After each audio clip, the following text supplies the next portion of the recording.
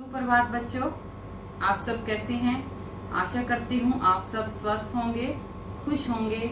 तो बेटा, आज हम कक्षा 8वीं की नैतिक शिक्षा विषय में पाठ 2 का अध्ययन करने जा रहे हैं, जिसका नाम है ईश्वर का सर्वश्रेष्ठ नाम। तो बेटा, भगवान के तो बहुत सारे नाम होते हैं। हम भगवान को ईश्वर भी बोलते हैं, परमात्मा बोलते हैं, सर्व सुखदाता बोलते हैं, आनंददाता बोलते हैं, सृष्टिकर्ता बोलते हैं। तो बहुत सारे अब भगवान के अंदर अनंत गुण हैं, उसी के आधार पर उनके अनंत नाम हैं, बहुत सारे नाम हैं। लेकिन भगवान का सर्वश्रेष्ठ नाम ओम माना जाता है, क्योंकि हर वेद में, हर धार्मिक ग्रंथ में ओम का ही नाम का जिक्र किया जाता है और यही भगवान का सर्वश्रेष्ठ नाम होता है। अब ओम भगवान का सर्वश्रेष्ठ नाम क्यों है? क्योंकि जो ओम शब्द है वो 3 वर्णों से मिलकर बनता है, अ, उ और म। अब आ का अर्थ क्या लिया जाता है? आ का अर्थ आदि से लिया जाता है कि जो सृष्टि की उत्पत्ति हुई है वो भगवान से ही हुई है, सृष्टि का। और उ का अर्थ है पालन करता, भगवान ही इसका पालन करता है। और म का होता है कि अंत भी भगवान ही इसका करता है। तो ओम शब्द में पूरी सृष्टि का जीवन समाया हुआ है। और ओम का उच्चारण करने से हमें एक बहुत आनंद की प्राप्ति होती है। आनंद वैसे तो बहुत तरह से होता है, कई प्रकार का आनंद होता है। अब माँ बेटे का जो प्रेम होता है वो भी एक अलग ही आनंद होता है। जब माँ अपने एक छोटे से बच्चे को खेलता हुआ देखती है तो वो अलग आनंद की प्राप्ति करती है। ये छोटा बच्चा जब अपनी माँ को देखता है तो उसको भी आनंद आता है। या हम जीवन के किसी क्षेत्र में, मान लो हम परीक्षा दे रहे हैं, परीक्षा में हमने प्रथम स्थान प्राप्त किया है तो वो भी हमें आनंद प्राप्त होता है। या किसी खेल में हम जीत चुके हैं, हमने नेशनल लेवल में पार्टिसिपेट किया था, वहाँ भी हम फर्स्ट आ गए तो वो भी हमारा आनंद होता है। तो ऐसे बहुत सारे तरीके से हम अपने जीवन में आनंद प्राप्त करते हैं, लेकिन सबसे ज्यादा आनंद हमें ओम के जप से आता है। ओम का जप करने से हमारी आत्मा पवित्र हो जाती है, हमारा मन शुद्ध रहता है, हमारी जो जीवा है वो रसीली हो जाती है और हमारे अंदर की जो बुराइयां हैं वो भी सभी खत्म हो जाती हैं। जो हमारे अंदर दुर्गुण होते हैं, हम किसी के बारे में गलत सोचते हैं या अहंकार करते हैं या लोभ करते हैं, वो सभी खत्म हो जाते हैं। और ओम के जप के से अगर हम भगवान के से कोई भी शुभ कामना मांगते हैं, शुभ कामना मीन्स अच्छी काम की कामना करते हैं, ये नहीं कि किसी के बुरे के लिए हम भगवान से कहें कि ये भगवान उसका बुरा करो, नहीं। शुभ कामना जब हम कोई भी करते हैं तो भगवान हमारी पूर्ण करता है। तो ओम के जप में इतनी ताकत होती है कि हमारी हर इच्छाएं पूर्ण होती हैं। और जो व्यक्ति ओम का जप करता है वो अपने जीवन के किसी भी क्षेत्र में पराजित नहीं हो सकता, हारता नहीं। हर जगह, हर समय वो अपने जीवन में आगे बढ़ता जाता है। तो इसीलिए ओम की महिमा का इसमें बखान किया गया है और ओम को ही भगवान का सर्वश्रेष्ठ नाम माना गया है। तो बच्चों, हमें सुबह शाम ओम के नाम का जप, ओम का उच्चारण जरूर करना चाहिए और इससे हमारा ध्यान जो है वो भी एकाग्रचित होता है, हमारा पढ़ाई में मन लगता है, हम स्वस्थ रहते हैं, हम पवित्र बनते हैं। इससे हमारी आयु भी बढ़ती है और हमारा स्वास्थ्य भी सही रहता है। तो बच्चों, आज हम इस पाठ में भगवान के सर्वश्रेष्ठ नाम का ही अध्ययन करेंगे और ओम की महिमा जानेंगे कि किस प्रकार वेदों में या महर्षि दयानंद जी ने बताया है कि ओम ही भगवान का सर्वश्रेष्ठ नाम है। तो बच्चों, आज हम कर रहे हैं पाठ 2, ईश्वर का सर्वश्रेष्ठ नाम। तो ईश्वर का सबसे श्रेष्ठ नाम कौन सा है? वैसे तो ईश्वर के बहुत सारे नाम हैं, लेकिन सबसे श्रेष्ठ नाम कौन सा माना जाता है? और वो माना जाता है ओम। तो हम पढ़ते हैं ओम की महिमा कि जो ईश्वर का श्रेष्ठ नाम ओम है उसकी क्या महिमा है, क्यों इतना महत्वपूर्ण है वो। ओम नाम भगवान का सर्वानंद निधान, सब नामों में श्रेष्ठ है करते वेद बखान। जो ओम नाम है भगवान का, वो हर वेद, हर धार्मिक ग्रंथ में इसका बखान किया गया है, इसको बताया गया है कि ओम नाम ही सबसे अधिक श्रेष्ठ नाम है, यही भगवान का नाम है। ओम के बारे में ही हर धार्मिक ग्रंथ में जिक्र किया गया है और ये सर्वानंद, सब हर जगह आनंद प्रदान करने वाला है। ओम नाम के जप से मनुष्य धर्म, अर्थ, काम और मोक्ष सभी सुखों का स्वामी बन जाता है। और जो मनुष्य ओम के नाम का जप करता है उसे हर तरफ से सुख सुविधा प्राप्त हो जाती है, सुख मिल जाते हैं। उसको धर्म की तरफ से भी अर्थ होता है, धन की तरफ से काम, उसको कर्म की तरफ से उसको मोक्ष, ईश्वर की प्राप्ति हो जाती है। वाणी में पवित्रता आ जाती है। जिस वाणी से हम ओम का जप करते हैं तो वो वाणी हमारी पवित्र हो जाती है और मनुष्य की सभी शुभ कामनाएं पूर्ण हो जाती हैं। अब यहाँ पर मनुष्य की सभी शुभ कामनाएं लिखा है। शुभ कामनाएं मतलब अच्छी कामनाएं। अगर हम मनुष्य अच्छी कामनाएं करता है, भगवान से अच्छी चीजें मांगता है तो वो सब पूर्ण हो जाती हैं। ये नहीं है कि हम दूसरे के विनाश के लिए, दूसरे के लिए गलत काम की भगवान से प्रार्थना करें, नहीं। जब हम भगवान से कुछ भी अच्छी चीजें मांगते हैं, अच्छी प्रार्थना करते हैं, कामनाएं मांगते हैं, अपनी इच्छाएं करते हैं तो भगवान उसको पूर्ण अवश्य करते हैं। ओम नाम ही इस संसार का एकमात्र रत्न कोश है। अब रत्न कोश, रत्न क्या होता है? धन। कोश होता है भंडार। सब धनों का जो भंडार है वो कौन है? ओम ही है। विश्व के समस्त रत्न कोश को प्राप्त कर लेने पर जितना आनंद प्राप्त होता है उससे अधिक आनंद ओम नाम के अमृत रस से भक्तों को प्राप्त होता है। अब संसार में जितने भी सुख सुविधाएं हैं, अगर हमें वो प्राप्त हो जाए और हमें इतना आनंद मिलने लग जाए, उससे भी अधिक आनंद हमें किस में आता है? जब हम ओम नाम का उच्चारण करते हैं, ओम नाम का जाप करते हैं। अमृत रस मतलब जो ओम नाम का जप करने से इतना आनंद आता है कि वो अमृत के समान हो जाता है। ओम जगत का अनुपम आधार है और इस जगत का जो आधार है, जो बेस है, वो कौन है? ओम ही है। ओम नाम का गुणगान करने वाला मनुष्य किसी से पराजित नहीं होता। अब जो व्यक्ति ओम नाम का गुणगान करता है वो मनुष्य अपने जीवन के किसी भी क्षेत्र में हार नहीं सकता, उसकी हमेशा जीत ही होती है। ओम नाम मानव के मन मंदिर की ज्योति का प्रकाश है। अब जो हमारा मन रूपी मंदिर होता है, जब हम भगवान का नाम अपने मन से लेते हैं तो वो हमारा मन एक मंदिर के समान होता है और उस मंदिर के अंदर जो ज्योति जगती है उसका प्रकाश कौन होता है? ओम का नाम होता है। ओम नाम के जप से रसना रसीली हो जाती है। रसना होती है हमारी जीभ।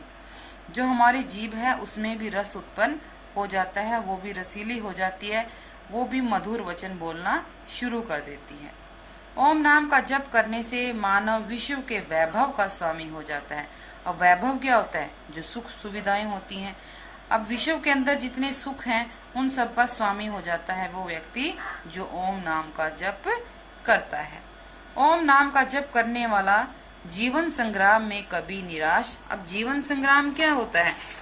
जो जीवन रूपी संघर्ष हम करते हैं, अपने जीवन में जो संघर्ष हम करते हैं, उस क्षेत्र में व्यक्ति कभी निराश नहीं होता। अपने जीवन में वो अवश्य ही सफलता प्राप्त करता है। ओम नाम को प्राप्त कर लेने पर ऐसी निष्ठा बन जाती है कि मानव लाख कामों को छोड़कर ओम नाम के जप में मगन हो जाता है। अब जब हम ओम नाम का जप करते हैं तो हमारे अंदर एक ऐसी भावना उत्पन्न हो जाती है कि हम हर काम को छोड़कर एक ओम के नाम में जप, जो ओम का नाम का जप होता है, उसमें मगन हो जाते हैं, क्योंकि उसमें हमें आनंद आने लग जाता है।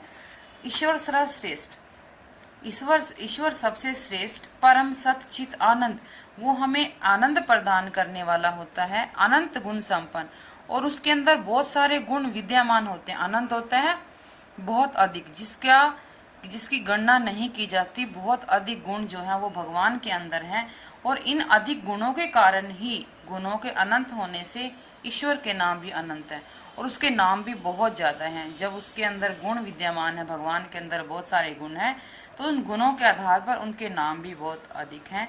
आर्य समाज के दूसरे नियम में सृष्टिकर्ता आदि जो नाम दिए। अब आर्य समाज का जो दूसरा नियम है उसमें भगवान को सृष्टिकर्ता कहा गया है। सृष्टिकर्ता कौन होता है? जो इस सृष्टि का निर्माण करता है, जो इस संसार का निर्माण करता है, वो कौन है? वो भगवान है। वे ईश्वर के विभिन्न गुणों के कारण ही हैं। अब ईश्वर के अंदर अत्यधिक गुण है, इसलिए उनको क्या कहा जाता है? सृष्टिकर्ता। किंतु ईश्वर का निज और सर्वश्रेष्ठ नाम ओम ही है, और भगवान का अपना सबसे श्रेष्ठ नाम, सबसे अच्छा नाम क्या है? ओम। वैसे तो भगवान के बहुत सारे नाम हैं, लेकिन सबसे अच्छा नाम इनका क्या है? ओम। ओम नाम सबसे बड़ा इससे बड़ा न कोई। अब ओम का नाम जो है वो सबसे बड़ा है भगवान का, इससे बड़ा कोई नाम नहीं है। जो इसका सुमरन करे शुद्ध आत्मा होए।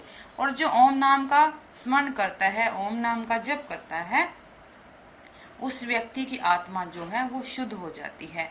उसकी आत्मा के अंदर से जो दुर्गुण होते हैं, जो बुराइयां होती हैं, वो सभी खत्म हो जाती हैं। ईश्वर ने सृष्टि को उत्पन्न किया है, वही इसका पालन करता है और अंत में वही समेट लेता है। अब हमें पता है कि भगवान ने ही हमें उत्पन्न किया है और वो ही हमारा पालन करता है और अंत में भगवान के पास ही हम चले जाते हैं। तो जो हमारा ओम नाम है वो 3 अक्षर से बना हुआ है, अ, उ, म। तो अ का अर्थ है आदि। आदि मतलब भगवान जो है वो ही हमें उत्पन्न करता है। ओ का है कि भगवान ही हमारा पालन करता है। म का अर्थ है कि अंत में हम इसी के पास चले जाते हैं। अ है वो उत्पन्न करने का घोतक है, उ हमें पालन करने का घोतक है और म अंत करने का घोतक है। तो अ, उ, म इन तीनों में ही पूरी सृष्टि समाई हुई है। महर्षि दयानंद ने सत्यार्थ प्रकाश में के प्रथम समोल्लास के प्रारंभ में भी लिखा है। अब महर्षि दयानंद ने क्या लिखा है सत्यार्थ प्रकाश में? ओम यह ओंकार शब्द परमेश्वर का सर्वोत्तम नाम है। उन्होंने भी अपने सत्यार्थ प्रकाश जो उनका ग्रंथ है उनमें ये लिखा है कि ओम ही जो है जो भगवान का सबसे सर्वोत्तम नाम है। ओम सारे संसार का प्राण है। प्राण क्या है? जीवन। जो ओम है उसी ने संसार को जीवन दिया है। सृष्टि उत्पत्ति के समय सबसे पहला जो नाद हुआ वह ओम ही था। जब सृष्टि की उत्पत्ति हुई तो सबसे पहले जो आवाज आई थी, जो ध्वनि उत्पन्न हुई थी, वो क्या थी? ओम। और जब और कोई ध्वनि नहीं होती तो यही ओम की ध्वनि न केवल बाह्य स्रोत ही सुनते अपितु अंतःकरण भी ओम का ही नाद सुनता है। अब हम जब भी कोई ध्वनि नहीं थी तो सबसे पहले हमें ओम की ध्वनि ही सुनी थी और सारी सृष्टि में ही ओम की ध्वनि ही व्याप्त है और हम अंदर से अपने मन से भी हमें ओम ही सुनाई देता है। सारे शास्त्रों में ओम को ही परमात्मा का निज नाम दर्शाया गया है। और तांत्रिक मंत्र भी तब तक पूर्ण नहीं होते जब तक उनके आदि में ओम ना बोला जाए।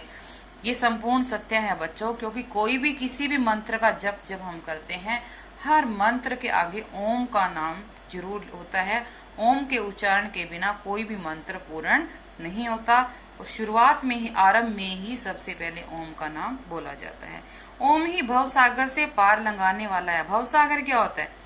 जब व्यक्ति अपनी जीवन लीला कंप्लीट कर लेता है, पूर्ण कर लेता है जीवन, उसके बाद मृत्यु को जो प्राप्त होता है तो वहां पर हमें अच्छा स्थान दिलाने वाला कौन है? ओम ही है, क्योंकि ओम की वजह से हम मनुष्य सदकर्म करता है और अंत में भगवान को वो प्राप्त हो जाता है। मानव जीवन का आदि अंत यही है। भगवान का नाम हमारी परंपरा में जन्म लेते ही बच्चे को मंत्र के रूप में दे दिया जाता है। अब जब बच्चा जन्म लेता है तो जन्म के समय भी जो उसके कर्म कांड जो करवाए जाते हैं, उसी समय बच्चे को मंत्र के रूप में ओम का नाम दे दिया जाता है, क्योंकि हमारा जो सृष्टि का प्रारंभ है, हमारे जीवन का जो आरंभ है, वो ओम से ही शुरू होता है। श्री गुरु नानक देव जी महाराज ने कहा है, एक ओंकार सत नाम करता पुर। अब उन्होंने भी सबसे पहले ओंकार का नाम लिया है। यहाँ पर ओंकार का तात्पर्य ओम से ही है। ओम और ओंकार दोनों एक ही है। उपनिषदों ने स्पष्ट कहा है, ओंकार एवेदम सर्वम, अर्थात सब कुछ ओम ही है। जो पहले था, जो है, जो आगे होगा, सब ओंकार है। अर्थात ओंकार सदा रहता है और जब यह सब कुछ नहीं रहता तब भी ओंकार विद्यमान रहती है। अर्थात सृष्टि शुरू होने से पहले भी ओंकार ओम विद्यमान था और जब सृष्टि नहीं होगी, यह सब कुछ अगर खत्म भी हो गया तो लेकिन ओंकार हमेशा विद्यमान रहेगा।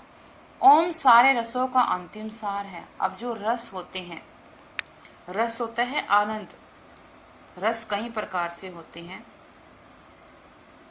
जैसे करुण रस होता है, वात्सल्य रस होता है, जैसे माँ बेटे का प्रेम होता है, माँ बेटे के प्रेम में अलग ही आनंद आता है। तो जो भी इस संसार में आनंद होते हैं, आनंद कई तरह से आनंद हमें मिलता है। जब हम किसी भी क्षेत्र में जीत जाते हैं तो वहाँ हमें वीरता का आनंद प्राप्त होता है।